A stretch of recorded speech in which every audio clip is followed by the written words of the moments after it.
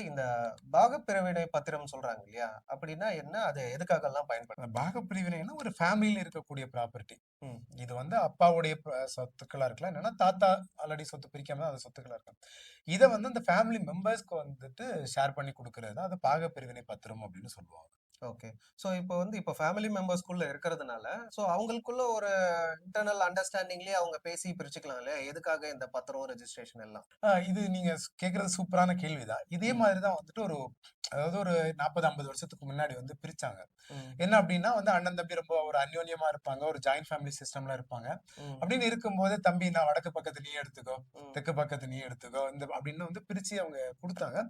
But அது வந்து ரிட்டனா ரெஜிஸ்டர்ல இல்லாம இருக்கும். ம். அதே டைம்ல என்ன ஆகிரும்னா, பட்டால வந்து அது நேம் ரெஜிஸ்டர் ஆயிரும். இவங்க ம். இதனால என்ன ஆச்சுன்னா, ஒரு கட்டத்துல வந்துட்டு என்னன்னா, அண்ணன், தம்பி என்னதான் அந்யோன்யமா இருந்தாலும், அதுக்கப்புறம் அவங்களுக்கு கல்யாணம், அதுக்கப்புறம் அவங்களுடைய வாரிசுகள் அப்படி ஜெனரேஷன் வரும்போது என்ன ஆகும் அப்படின்னா, எந்த ப்ராப்பர்ட்டி யாருக்கு எடுக்கிறது அப்படின்ற ஒரு பிரச்சனை.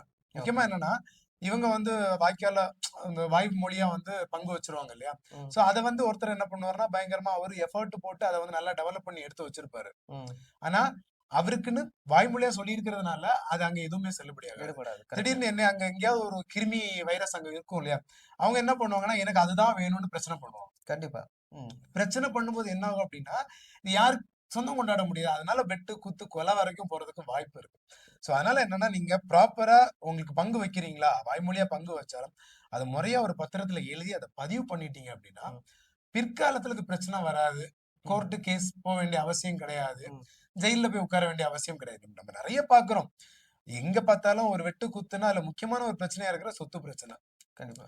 பொண்டாட்டியே புருஷன சமைச்சு கொல்றாங்க. அந்த காலங்கள் சொத்துக்காக. மாறி போயிடுச்சு. அதனால வந்துட்டு எதுவா இருந்தாலும் வாய்மொழிங்கிறது வேண்டாம். எழுத்துப்பூர்வமா இருந்தா தான் அது நல்லது. அதனால அதான் பெஸ்ட்டா இருக்கும். கண்டிப்பா.